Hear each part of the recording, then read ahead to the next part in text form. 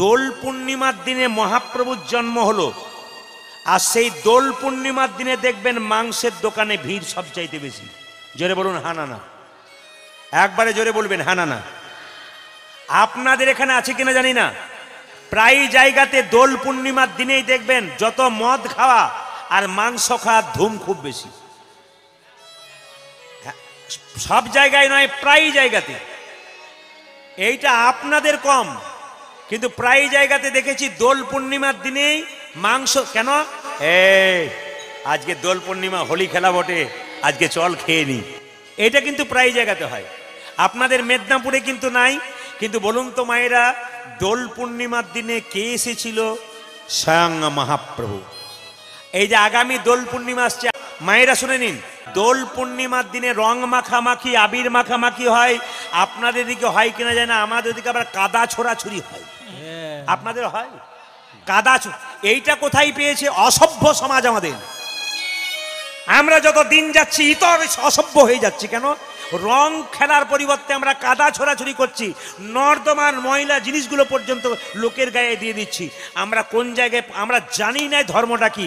একটু মনোনিবেশ করে শুনবেন আপনারা, কেন আবির খেলা হয়। একদিন যশোমতীকে কৃষ্ণ বলছে, মা আমি কালো, রাধা সাদা কেন?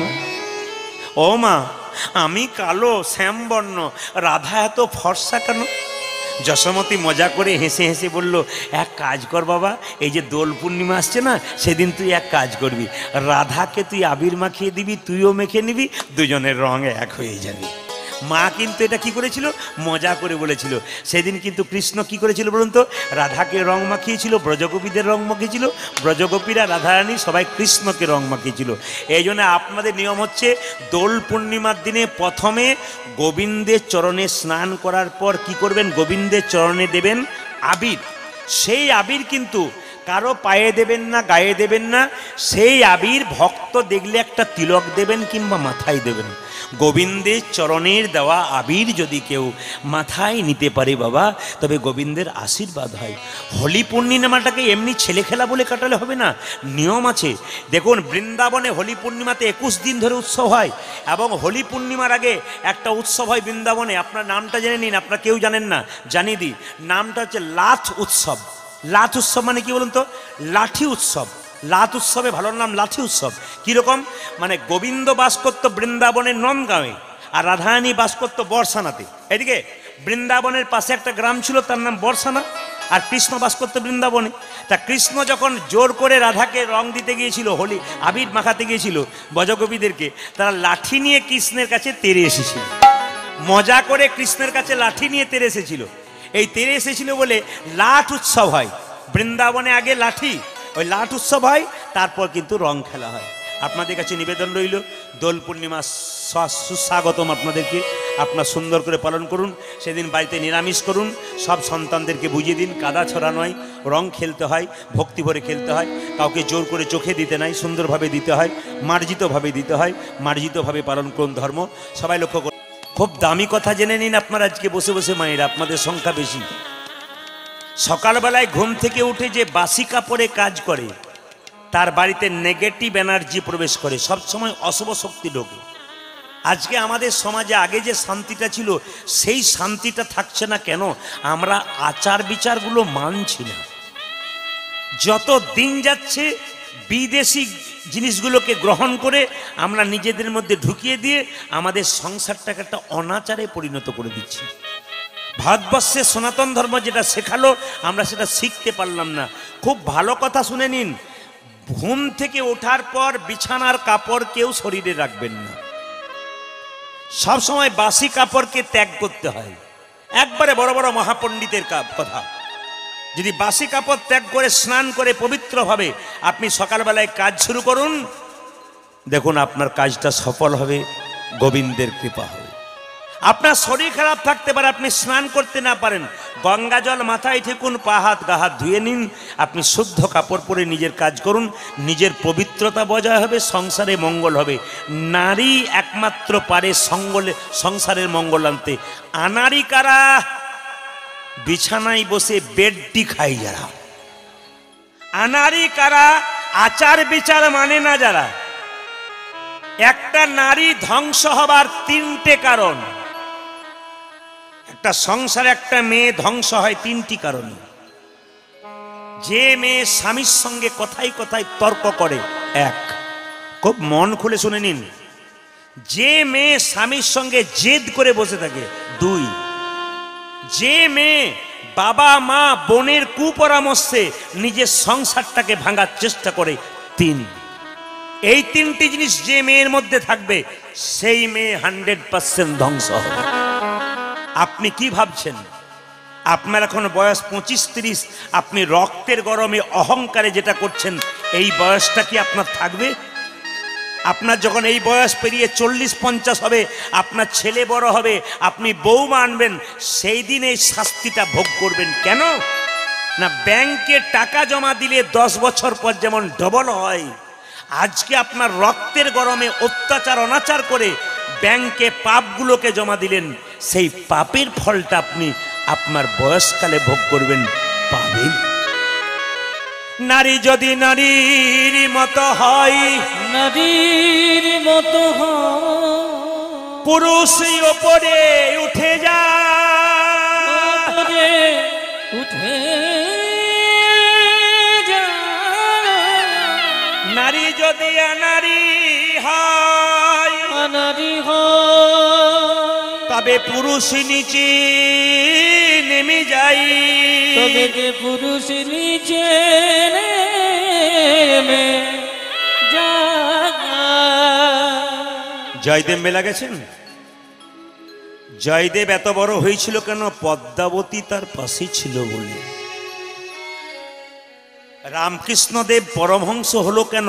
পাশে সারদা মা ছিল বলে। চণ্ডীদাস ব্রাহ্মণের ছেলে ভালোবেসেছিল রজকিনীর মেয়ে। আহা, রজকিনীর মেয়ে কাকে ভালোবেসেছিল? কাকে? রামীকে। রামী রজকিনীর মেয়ে হয়ে চণ্ডীদাসকে এমন ভালোবাসা দিয়েছিল, এ ভালোবাসা কামের ভালোবাসা নয়, এ ভালোবাসা স্বামী যেন ওপরে উঠতে পারে, প্রেমিক যেন ওপরে উঠতে পারে, এইরকম ভালোবাসা দিলে আপনার প্রকৃত ভালোবাসা দেওয়া হয় বলেই তো চণ্ডীদাস পদকর্তা তৈরি হয়েছিল। আজকে সেই নারীর কথা বলবো, ওই নারী যে বিল্বমঙ্গলকে ভালোবেসেছিল। একটা পতিতা মেয়ে চিন্তামণি একদিন বিল্বমঙ্গলকে ভালোবেসে কৃষ্ণের চরণ পাইয়ে দিয়েছিল। আপনাদের সামনে বলতে চাই, আজকে লীলাটির নাম হচ্ছে বিল্বমঙ্গল চিন্তামণি। একটা পতিতা মেয়ে 16 বছর বয়স 20 বছরের ছেলেকে ভালোবেসে বৃন্দাবনে পাঠিয়ে দিল। একটু মন দিয়ে শুনবেন মা, এই যে চিন্তামণির কথা আপনাদের বললাম না, এই চিন্তামণির কথা মাঝে বলে দেবো। চিন্তা পতিতালয়ে বাস করে কিন্তু পতিতাবৃত্তি করে না। এই শিবশঙ্কর রায় বলে একজন ব্রাহ্মণ ছিল, তার স্ত্রীর নাম ভবানী দেবী। আপনাদের গ্রামটার নাম যেমন উত্তর উৎসুতপুর, হ্যাঁ, উত্তর, বাবারে আমার উচ্চারণ করতে দম ফাটিয়ে দিচ্ছে। এমন এমন এই কয়েকদিন আগে কি যেন কিসমত ফুতফুতিয়া না কি ছিল, আমার তো বলতে বলতে কিসমত না কিছু বেরিয়ে যাচ্ছে আর কি। তো যাই হোক, আপনাদের এই গ্রাম সুন্দর গ্রাম, কমিটি সুন্দর, কমিটির ভদ্রতা সুন্দর। এই লোকনাথদার কাছে গিয়ে আমাকে বায়না করেছিল এবং ডেটটা আলাদা করা ছিল, কিন্তু মেনে নিল আমার জন্যে। আমি ওই সময় দোলের সময় অনেক দূরে থাকবো, এই জন্য এনারা মেনে নিলেন, এদের জন্য আমি ধন্যবাদ জানাই। এবং প্রথম থেকেই মার্জিত ব্যবহার, কম বয়সের ছেলে, বয়স্ক বলুন, যিনি সভাপতি তিনি বলুন, প্রত্যেকে ব্যবহার ভালো। শুধু একটা কথা আপনাদের বলতে চাই, এই গ্রামের যেমন একটা নাম আছে, যে গ্রামের কথা বলছি সেই গ্রামটার নাম হচ্ছে কৃষ্ণবেন্না গ্রাম। তার পাশ দিয়ে একটা নদী পেরিয়েছে, কৃষ্ণবেন্না নদী।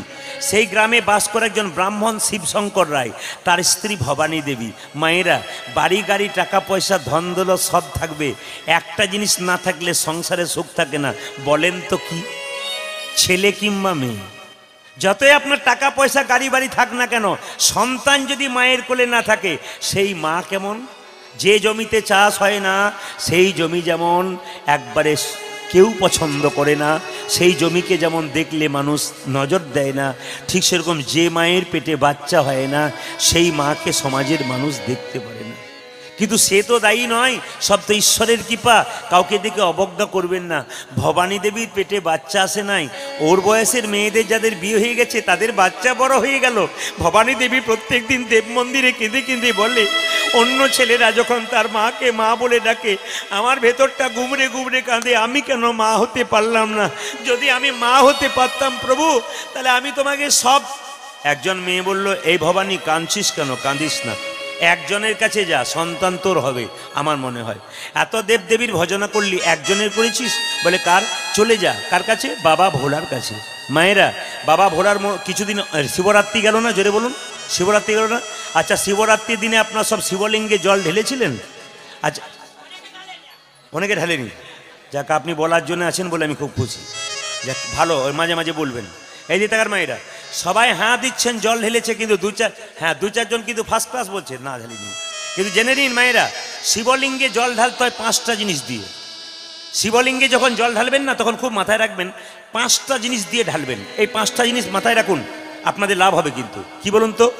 দুধ, দই, ঘি, মধু আর গঙ্গা জল। এই 5টা জিনিস মিশিয়ে বাবাকে দেবেন, বাবা খুব খুশি। কি বললাম? দুধ, দই, ঘি, মধু আর গঙ্গা জল একসঙ্গে। একটা কিসে দেবেন মায়েরা? তামার পাত্রে দেবেন। আপনার তামার ঘটিতে দেবেন, দেখবেন বাবা খুব খুশি হয়। যদি না পান তো মাটির ঘটিতে দেবেন, কোনো অসুবিধা নেই, বাবা খুশি হয়ে যায়। আবার যদি তাও না পান, তাহলে হ্যান্ড পাম্পের জল দিলেও বাবা খুশি হয়ে যায়। আর বাবা একটা জিনিস পছন্দ করে, কি বলুন তো? বেলপাতা। বেলপাতা বাবার প্রিয়। মায়েদের কারো জানা আছে বেলপাতা কটা বাবার মাথায় দিতে হয়? 3টে দিতে হয়। আপনারা দেখবেন বেল গাছে পাতা ধরে 3টে। এখন অবশ্য যত দিন যাচ্ছে এখন 5টা 6টা করে পাতা হচ্ছে এক একটা বেল পাতায়, কিন্তু দেখবেন 3টে পাতায় আসল। প্রশ্ন করবেন 3টে বেল পাতা হলো কি করে? এইদিকে তাকান। ধরা দেবীর বাড়িতে ব্রহ্মা বিষ্ণু মহেশ্বর এসেছিল সেবা করবার জন্যে। যখন এসেছিল ধরা দেবী, তখন কি করেছিল? বাড়িতে কোনো খাবার নেই, কিচ্ছু নেই। তিনি গিয়েছিলেন মুদির দোকানে। মুদি সেজে বসছিল কে? ভোলানাথ। ভোলানাথ বলল, তোমাকে আমি চাল ডাল দিতে পারি, তোমার টাকা পয়সা নাই, যে তুমি স্তন কর্তন করে আমাকে বন্ধক দিতে পারো। তো স্তন কর্তন করেছিল মা, বাম স্তন কর্তন করেছিল। সেই স্তনটা, কাটা স্তনটা মাটির মধ্যে পোঁতা হয়েছিল, তার থেকে বেল গাছ জন্ম হয়েছিল। ওই জন্য বাবা বেল পছন্দ করে। কেন? ধরা দেবীর সেই স্তন। আর দেখবেন ধরা দেবী যখন ব্রহ্মা বিষ্ণু মহেশ্বরকে সেবা দিতে যাচ্ছে, তখন কাটা স্তন থেকে 3 ফোঁটা রক্ত মাটিতে পড়েছিল। সঙ্গে সঙ্গে তারা বলেছে, তোমার রজস্বলা হয়েছে, তুমি আমাদের প্রসাদ দিতে এসছো, যাও এখান থেকে, পালিয়ে যাও। কিন্তু তখন সত্য কথাটা বললো, বাবা আমার কিছু হয়নি, আমি স্তন কর্তন করে সেবা করেছি। ওই 3 ফোঁটা রক্ত যখন পড়লো, তখন আশীর্বাদ দিল কি? এই 3 ফোঁটা রক্ত 3টি বেলপাতা রূপে আমার পুজোতে লেগে যায়। এই জন্য আপনাদের সুন্দর সুন্দর তত্ত্বগুলো আপনারা জেনে নেবেন, যে যেখানে বসে আছেন। আজকে কি করেছে ভবানী দেবী? সোমবার দিন, মায়েরা আশ্চর্যের ব্যাপার, সোমবার দিন বেলপাতা দেন বাবাকে, কিন্তু সোমবার দিন বেলপাতা তুলতে নাই। সোমবার দিন যদি কেউ বেলপাতা তুলেন, মহা অন্যায় করবেন। আগের দিন তুলবেন, কিন্তু সোমবার দিন তুলবেন না। সোমবার দিন বেলপাতা তোলার কোনো নিয়ম নাই। যদি আপনি দেন, তাহলে আপনি অন্যায় করলেন সেদিন। আগের দিন তুলে পাত্রে ভিজিয়ে রাখবেন, সেই বেলপাতা দেবেন। ভবানী দেবী সেই কাজটা করেছিল। আঁচলটা পেতে শিবলিঙ্গের কাছে গিয়ে বলেছিল, কি বলেছিল? নমঃ শিবায়, নমঃ শিবায় বলে বারবার বলেছিল, নমঃ শিবায়, ওই নমঃ শিবায়, নমঃ শিবায়, ওই নমঃ শিবায়। উলুধ্বনি। নমঃ শিবায়, নমঃ শিবায়, নমঃ শিবায়, নমঃ শিবায়, নমঃ শিবায়, ওই নমঃ শিবায়, নমঃ শিবায়, ওই নমঃ শিবায়। নমঃ শিবায়, নমঃ শিবায়, নমঃ শিবায়, নমঃ শিবায়, নমঃ শিবায়, ওই নমঃ শিবায়, নমঃ শিবায়, ওই নমঃ শিবায়। নমঃ শিবায়, নমঃ শিবায়, নমঃ শিবায়, ওম নমঃ শিবায়, ওম নমঃ শিবায়, ওম নমঃ শিবায়, ওম নমঃ শিবায়, ওম নমঃ শিবায়, ওম নমঃ নমঃ শিবায়, শিবায়, ওই নমঃ শিবায়, নমঃ শিবায়, ওই নমঃ শিবায়। নমঃ শিবায়, নমঃ শিবায়, নমঃ শিবায়, নমঃ শিবায়। মায়েরা এই দিকে তাকাবেন। ভবানী দেবী ভক্তি ভরে, ভক্ত যদি কাইমনে কোনো বাঞ্ছা করে, ভগবানের সাধ্য নাই সেই বাঞ্ছা নাই। আপনার দরখাস্তের বয়ান যদি ভালো হয়, পারমিশন তাড়াতাড়ি হবে। আপনার ডাকার ভাবটা যদি ভালো থাকে ভগবান তাড়াতাড়ি কৃপা করবে। এদিকে এদিকে ডাকার ভাবটা ভালো থাকতে হবে। এখন লক্ষ্য করুন, যেই না ভবানী দেবী আঁচলটা পেতেছে ভক্তি ভরে বাবার কাছে, অমনি আঁচলে 3টি বেলপাতা পড়েছে। সেই দিন থেকে ভবানী দেবীর গর্ভে সন্তান এলো। মায়েরা, বেলপাতা শিবলিঙ্গে দেওয়ার পর গর্ভে এলো সন্তান, নাম রাখলো সন্তানটার জন্ম হবার পর বিল্লমঙ্গল ঠাকুর। তার আগে আপনাদের বলে দিই, মেয়েদের পেটে বাচ্চা থাকলে আপনাদের মেদিনীপুরে কেমন নিয়ম আছে জানি না, আমাদের প্রায় জায়গাতে শাশুড়ি মারা বউগুলোকে বলে পেটে বাচ্চা থাকাকালীন জল টল দেওয়া চলবে না তুলসী গাছে, পেটে বাচ্চা থাকাকালীন ধর্মমূলক বই পড়া চলবে না, চুপচাপ বসো, টুকটাক কাজ করো, বাস বাচ্চা জন্ম দেবে, তারপর স্নান টান করে ভগবানের ভজন করবে। আসলে ঠাকুমার বড় চিন্তা নাতি যদি সাধু হয়ে চলে যায়, সেই জন্যে বলছো সব করতে হবে না।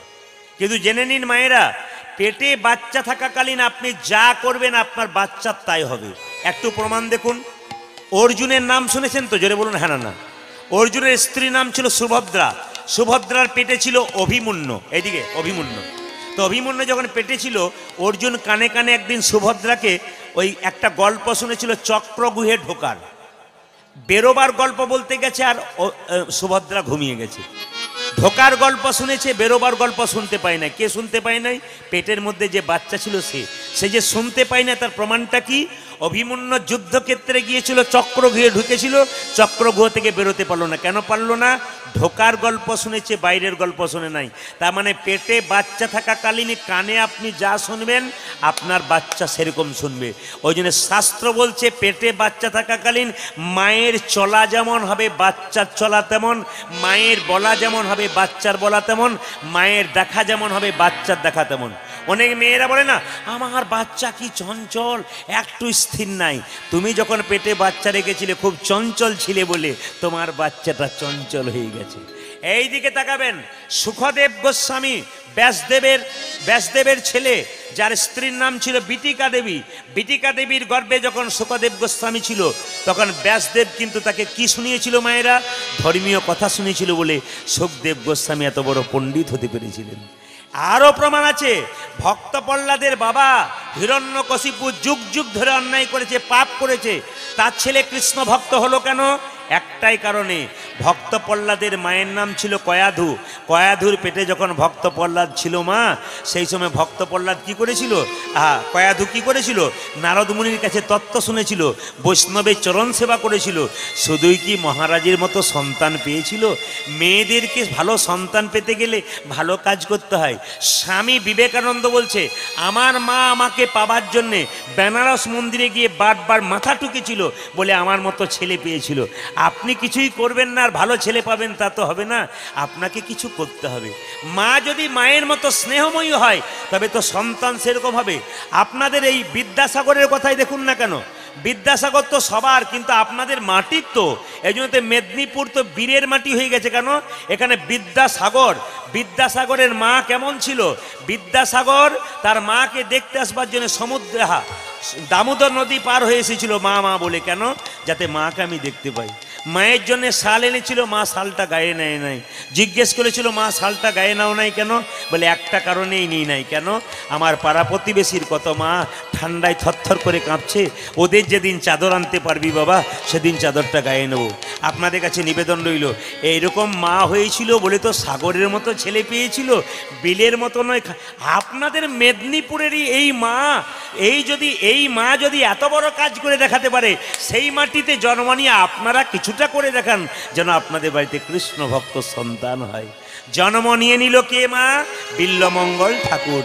পদকর্তা বলল, দেখো দেখো, কৃষ্ণ বেন্না নদীর তীরে, কৃষ্ণ বেন্না গ্রাম, উলুধ্বনি, কৃষ্ণ বেন্না নদীর তীরে, কৃষ্ণ বেন্না গ্রাম, তথায় আসি জন্ম নিল বিল্ল ঠাকুর নাম।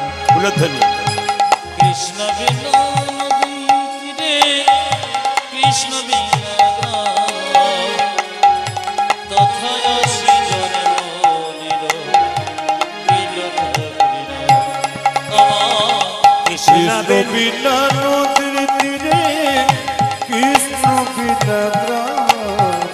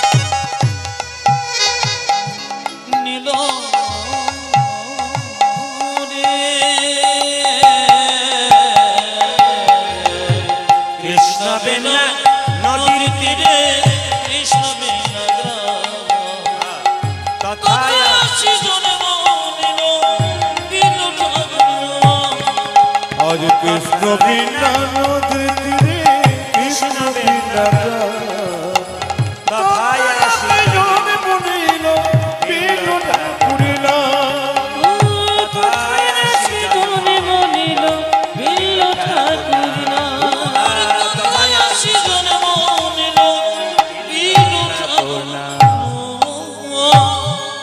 বাচ্চা জন্ম নিলে মুখে আপনারা কি দিন জোরে বলুন? নিম পাতা ও মধু। আচ্ছা এদিকে তাকাবেন, আপনাদের ভুল ধারণাটা ভাঙিয়ে দিয়ে যাই আস্তে, যে এখানে বসে আছেন। বাচ্চার মুখে মধু দিলে বাচ্চা মিষ্টি মিষ্টি কথা বলে আপনাদের ধারণা আছে। প্রত্যেকটি মানুষের এই ধারণা ভেতরে ভুল ধারণা ঢুকে আছে, আমি ভাঙিয়ে দেবো আপনাদের। বাচ্চার মুখে মধু দিলে বাচ্চা কোনোদিন মিষ্টি মিষ্টি কথা বলে না, 100% গ্যারান্টি। প্রশ্ন করবেন কেন, আপনাদের যুক্তি দেখিয়ে দিই। কখন আপনারা বাচ্চাকে মধু দেবেন, কখন দিলে বাচ্চা মিষ্টি মিষ্টি কথা বলে একটু জেনে নিন। কখন দিলে কথা বলে, বলছে বাচ্চা জন্ম নেবার পর যদি বাচ্চা কান্নাকাটি না করে ডাক্তারবাবু থাপ্পড় মেরে মেরে কান্না করায় কেন বলুন তো? যে বাচ্চা জন্ম নিয়ে কান্নাকাটি করে না ও বাচ্চা সুস্থ বাচ্চা নয়। দেখবেন বাচ্চা জন্ম নিয়ে তো মায়ের দুগ্ধ পান করতে পারে না, ওই জন্য বাচ্চা খুব কান্নাকাটি করে। বাচ্চার কান্না যাতে বন্ধ হয় তার জন্য মধু দেওয়া হয়। এইদিকে সবাই শুনে নিন, বাচ্চার কান্না যাতে বন্ধ হয় তার জন্য মধু দেওয়া হয়, বাচ্চার মিষ্টি মিষ্টি কথা বলার জন্য নয়। কিন্তু আমি এখন দুটো বইয়ের কথা বলবো, এই দুটো বই আপনি পড়বেন, দেখবেন এই বইতে পরিষ্কার লেখা আছে। একটা বইয়ের নাম একটা বইয়ের নাম গভীর গৃহসূত্রকার, একটা বইয়ের নাম পরাশর গৃহসূত্রকার। বইগুলো শুনতে কঠিন, কিন্তু দুটো বইয়ে দুরকম কথা বলেছে। কি বলেছে? বাচ্চা মিষ্টি মিষ্টি কথা বলবে, কোন সময় মধু দিতে হয় আপনাদের বুঝিয়ে দিই। গভীর গৃহসূত্রকার বলছে বাচ্চা জন্ম নেবার পর আপনারা কতদিন পর আতুর ঘর থেকে যান? জোরে বলুন। 42 দিন।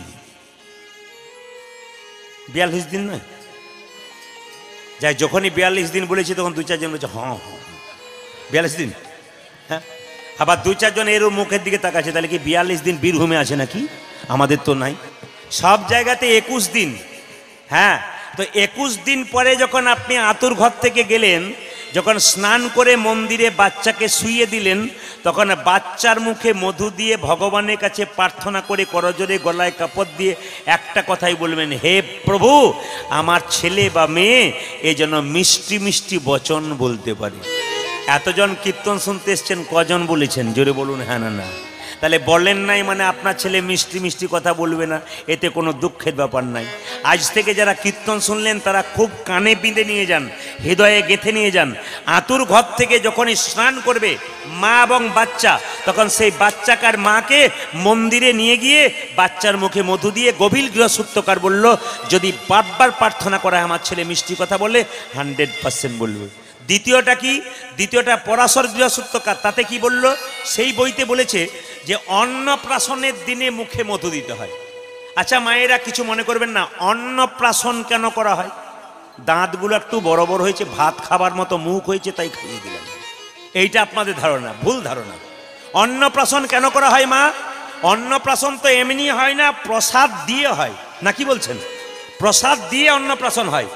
তো বলুন তো প্রসাদটা কেন দেওয়া হয়? এমনি দিয়ে দিলে হয় না। আসলে পেটের বাচ্চা থাকাকালীন শাস্ত্র বলছে, আমি একটা বইয়ের নাম করব, বইটার নাম হচ্ছে হিন্দু সংস্কার দর্পণ, শ্রী মধুসূদনের লেখা, অক্ষয় লাইব্রেরি থেকে কলকাতা থেকে পাওয়া যায়।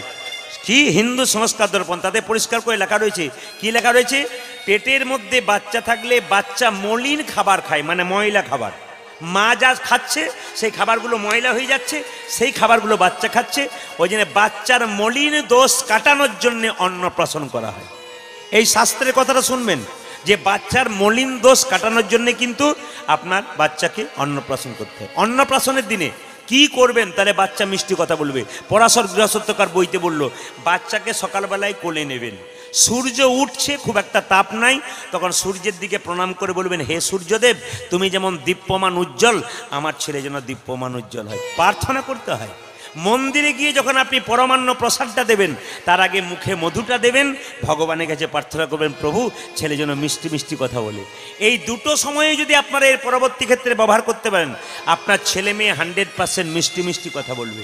কিন্তু লক্ষ্য করুন মায়েরা, বিল্লমঙ্গল যখন নাম রাখলো ছেলেটার নাম, কিন্তু বিধি কিন্তু কপালে লিখে দেয় তো দুঃখ আছে না সুখ আছে? দেখবেন এই জন্মে যে কর্ম করছেন এই ফল কিন্তু পরের জন্মে ভোগ করবেন আপনি। কেন প্রমাণ দেখুন, আজকে এই গ্রামে এমনও হতে পারে দুটো বাচ্চা জন্ম নিয়েছে, একজন বড় লোকের বাড়িতে, একজন ভিখিরির বাড়িতে। বলুন তো ছেলেগুলো কি কর্ম করেছিল যার জন্য একজন বড় লোকের, একজন ভিখারির বাড়িতে, একজন সোনার চামচ মুখে নিয়ে জন্ম নিল আর একজন গরিবের বাড়িতে জন্ম নিল। পূর্বজন্মের কর্মফল, যে যেমন কর্ম করেছে তার কর্ম অনুযায়ী জন্ম হয়ে গেছে। এই জন্য এই জন্মে যেমন কর্ম করবেন পরের জন্মে সেরকম জন্ম হবে। বিল্লমঙ্গলের জন্ম হলো, বিধি লিখে দিল, ওরে বিল্ল তোর যখন 5 বছর বয়স হবে তুই মা হারা হয়ে যাবে। বিধির বিধান কে করে খণ্ডন, বিধির বিধান কে করে খণ্ড, বিধির বিধান কে করে খণ্ডন, আরে বিধির বিধান কে করে খণ্ডন, কেহ বুঝিতে নারী নানা বিধির বিধান কে করে খণ্ডন, কে বুঝিতে না রে। যে কেহ বুঝিতে না রে।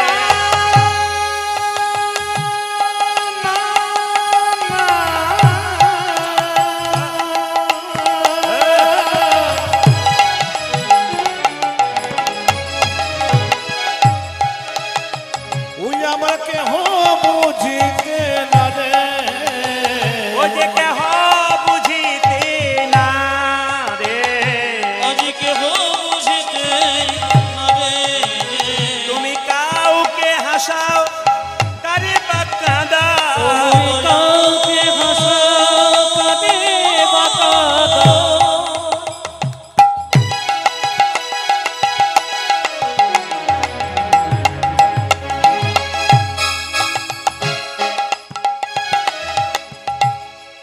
প্রভু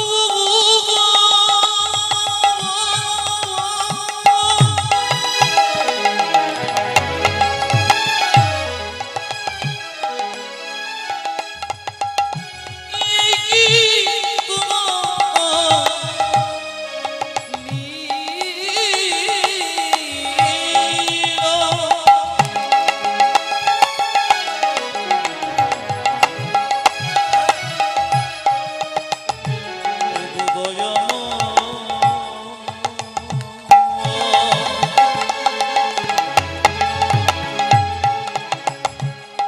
এই কি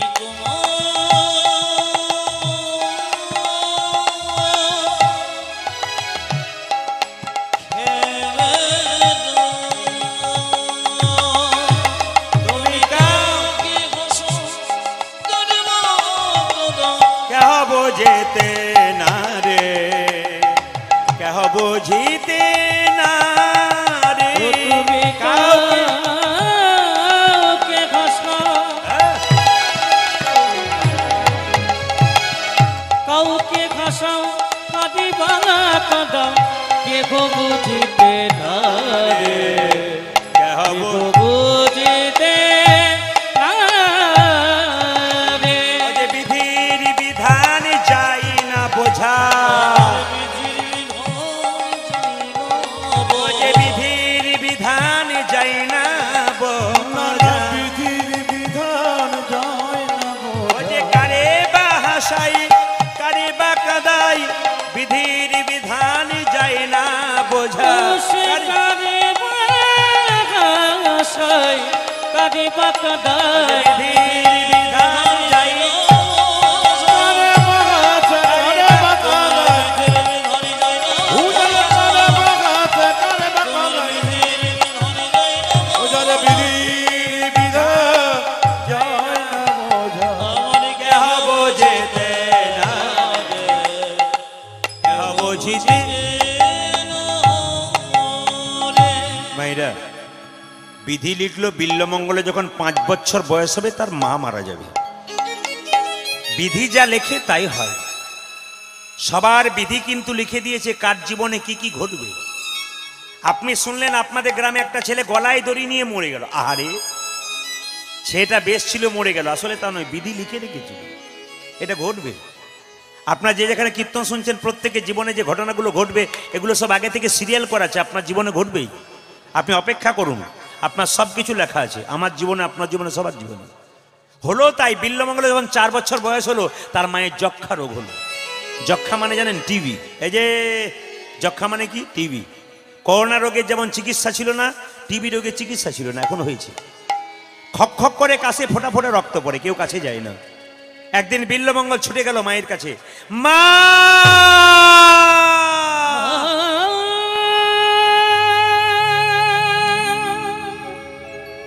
ও গো মা,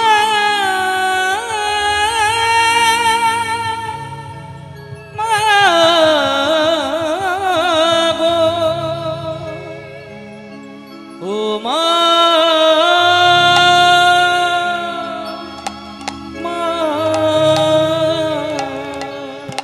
মা চিৎকার করে বলল, দূর হয়ে যা হতচ্ছাড়া। আপনাদের কথাটা শুনে খটকা লাগলো না?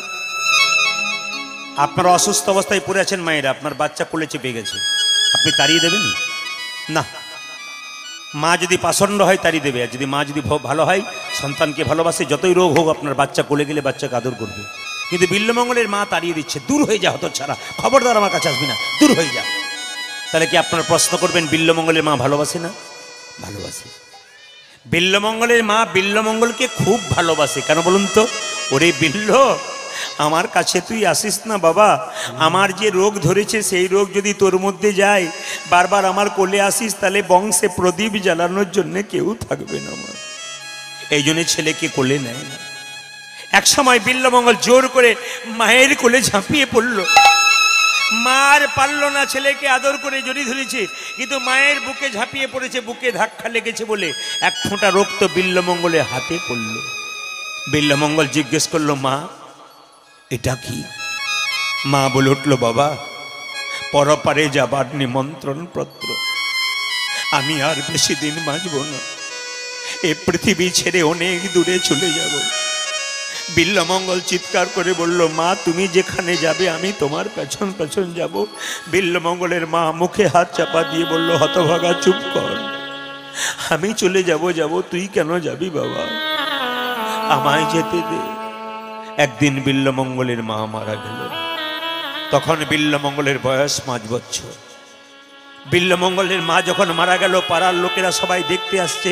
ছোট বাচ্চা ছেলে 5 বছর বয়স, বুঝতেই পারে না মা মারা গেলে কি হয়।